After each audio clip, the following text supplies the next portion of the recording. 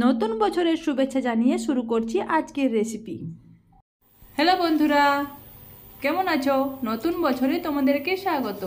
নতুন বছরে আজকে তোমাদের জন্য রেসিপি নিয়ে এসেছি চালের রুটি। চলো চালের রুটি কীভাবে বানাচ্ছি সেটাই তোমাদেরকে দেখাবো। প্রথমে একটা পাত্রে পানি নিয়ে তার মধ্যে লবণ দিয়ে সেটাকে একটু ফুটিয়ে নিতে হবে। আর এখানে আমি নিয়ে নিয়েছি এই চালের গুঁড়ো, আতপ চালের গুঁড়ো নিয়েছি। আতপ চালের গুঁড়ো নিয়েছি আর পানিটা দেখো ফুটতে শুরু করেছে। এই ফুটন্ত পানির মধ্যে দিয়ে দিচ্ছি চালের আটাগুলোকে। চালের আটাগুলোকে, শুকনো আটাগুলোকে একসঙ্গে দিয়ে কিন্তু ভালোভাবে নেড়ে নিতে হবে। নেড়ে নিতে হবে যাতে উষ্ণ উষ্ণ না হয়ে যায়। এটা ভালোভাবে নাড়াচাড়া করলে কিন্তু খামিরটা খুব সুন্দর হবে। আর খামিরটা সুন্দর হলে এই রুটিটাও সুন্দর হবে। এই যে কতটা সুন্দর হয়েছে দেখছো, এটাকে কিন্তু ভালোভাবে মথে নিতে হবে। আমি এখানে আজকে কিন্তু শক্ত রুটি বানাবো, তাই একটু খামিটা শক্ত করেছি। খুব নরম রুটি করলে ক্যাচক্যাচে থাকবে, এটা খেতে খুব ভালো লাগবে না। শক্ত রুটি বানানোর জন্য একটু শক্ত খামি তৈরি করেছি, কিন্তু রুটিগুলো শক্ত হবে না, নরমই হবে। খুবই যেটা নরম একদম হয়ে যায় আর একদম কাদা কাদা লাগে সেটা লাগবে না। এই যে খামিগুলো একটা বড় খাঞ্চায় ঢেলে নিয়েছি, সেগুলোকে ঠান্ডা করে নেব। ঠান্ডা করার পর হাত দিয়ে ভালোভাবে মথে নিতে হবে। আর হাত দিয়ে ভালোভাবে পানি দিয়ে দিয়ে মথে নিলে এটা কিন্তু স্মুথ হয়ে যাবে, এতটা সুন্দর লাগবে দেখতে। ঠিক এই দেখো এরকমভাবে মথে নিতে হবে। একটা ট্রে নিয়েছি বা খাঞ্চা, যে খাঞ্চার সাহায্যে এগুলোকে মথে নিচ্ছি আর এরকমভাবে রোল করে নিচ্ছি। আর একটা মাপ সাইজে কেটে নিচ্ছি, এরকম গোল গোল করে কেটে নিতে হবে। গোল গোল করে যদি কেটে নেওয়া হয় তাহলে এই মাপটা বুঝতে পারা যায়, সবগুলো একই সমান হবে আর রুটিগুলো খুব সুন্দর বেলতে সুবিধা হবে। এক সাইজের সবগুলো হয়ে যাবে। ঠিক একই সেম পদ্ধতিতে সব খামিগুলোকে ভালোভাবে মথে নিয়ে এরকমভাবে গোল গোল করে কেটে নিতে হবে। তারপর গোল গোল করে কেটে নেওয়ার পর এগুলোকে আবার গোল করে নিতে হবে। এই যে এই রুটিগুলো কিন্তু একা করা খুবই কষ্ট আর খুবই সময় লাগে। এগুলো যদি লোক থাকে তাহলে তাড়াতাড়ি হয়ে যায়। আর একা করতে গেলে অল্প করতে হবে, খুব বেশি করা যাবে না। খুব বেশি করলে অনেকটা সময় লেগে যাবে। হাত দিয়ে চেপে চেপে ঠিক এরকমভাবে গোল করে নিতে হবে। তারপর আঙ্গুলে চাপ দিয়ে এরকমভাবে একটু চেপটি দিতে হবে। এরকমভাবে আমি সবগুলোকে করে নিচ্ছি। এই দেখো আমার করে নেওয়া হয়ে গেছে। সবগুলো অবশ্য হয় নাই, যতটা হয়েছে ততটাই তোমাদেরকে দেখিয়ে দিচ্ছি। এবার এগুলোকে একটা গামলায় আটা নিয়ে তার মধ্যে এগুলো রেখে একটা গোল গোল করে সাইজ দিয়ে লই তৈরি করে নিতে হবে। লই, যেগুলোকে আমরা লই বলে থাকি আটার মধ্যে দিয়ে, এই দেখো এগুলোকে লই বলে থাকি। এই যে বেলতে শুরু করেছি একদিকে, আমি এদিকে এই আটার মধ্যে দিয়ে লই বেড়ে দিচ্ছি। কীভাবে বানাচ্ছি সেটা তোমাদেরকে দেখিয়ে দিচ্ছি। এগুলো এক হাতে বানানো একটু অসুবিধা, কিন্তু তোমাদেরকে দেখানোর জন্য একটু কষ্ট করে বানিয়ে দেখাচ্ছি। দেখে নাও, তোমরা একটু কষ্ট করে দেখে কষ্ট করে বানিয়ে নিও। কি বন্ধুরা, বানাবে তো? এরকমভাবে চালের রুটি বানালে কিন্তু বাড়ির সকলেই খেতে খুবই পছন্দ করবে আর খেতে খেতে অসম্ভব মজাদার। তার সাথে যদি হাঁসের মাংস বা মাংসের ঝোল হয় তাহলে বাস জমে যাবে, আর কিছুই লাগবে না। এই দেখো রুটিগুলো বেলতে শুরু করেছে আর রুটিগুলো একদম চাপ দিতে দিতে রুটিগুলো বেলা হয়ে যাচ্ছে। আমি এই দেখো এক হাতে তোমাদেরকে লই কাটাটা দেখিয়ে দিচ্ছি। এগুলো আমাদের গ্রাম বাংলায় বলে থাকি বা আমাদের গ্রামে বলে থাকে এগুলোকে লই করা। আমরা এগুলোকে লই বলে থাকি বা এগুলোকে রডও বলে। আগে যখন ছোট ছিলাম মহরমের সময় এগুলো এক সময় সেকে আস্তানায় দেওয়া হতো। এখন আর ওইসব আগের মতো আর অত হয় না, তাই অত আর দেওয়া দিয়ে এর প্রয়োজন পড়ে না। এগুলো বাড়িতে এগুলোকে করলে এরকমভাবে যদি করে নেওয়া হয় তাহলে কিন্তু রুটিটা বেলতে সুবিধা হয় আর রুটিটা বেললে সাইডগুলো ফেটে যায় না, খুব সুন্দর স্মুথ হয় আর খুবই প্লেন মুলায়ম, এতটা দেখতে সুন্দর হয়। এই দেখো তোমাদেরকে দেখিয়ে দিচ্ছি, দেখতে পাচ্ছ সাইডগুলো কিন্তু একটুকু ফেটে যাচ্ছে না, এতটা সুন্দর হচ্ছে।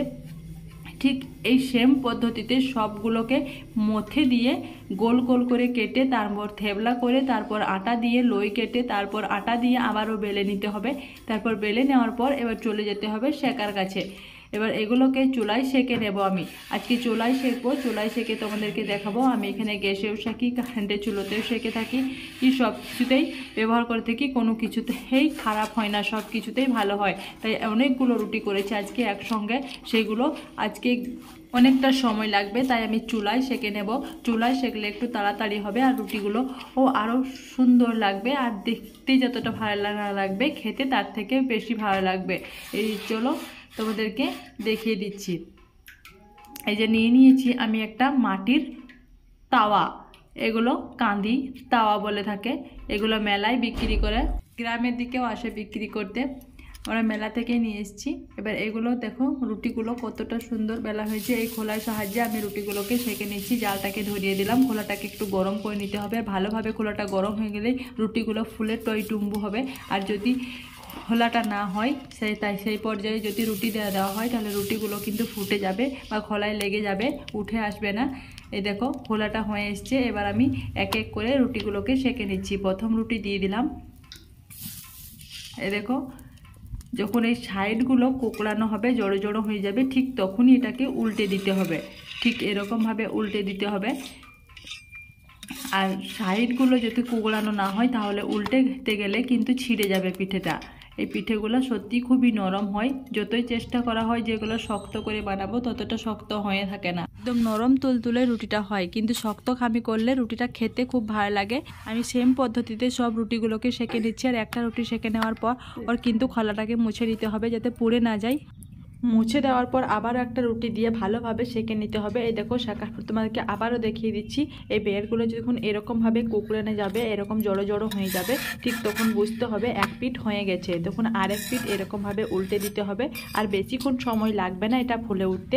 দেখো 1 মিনিটের আগেই কিন্তু এটা ফুলে যাচ্ছে।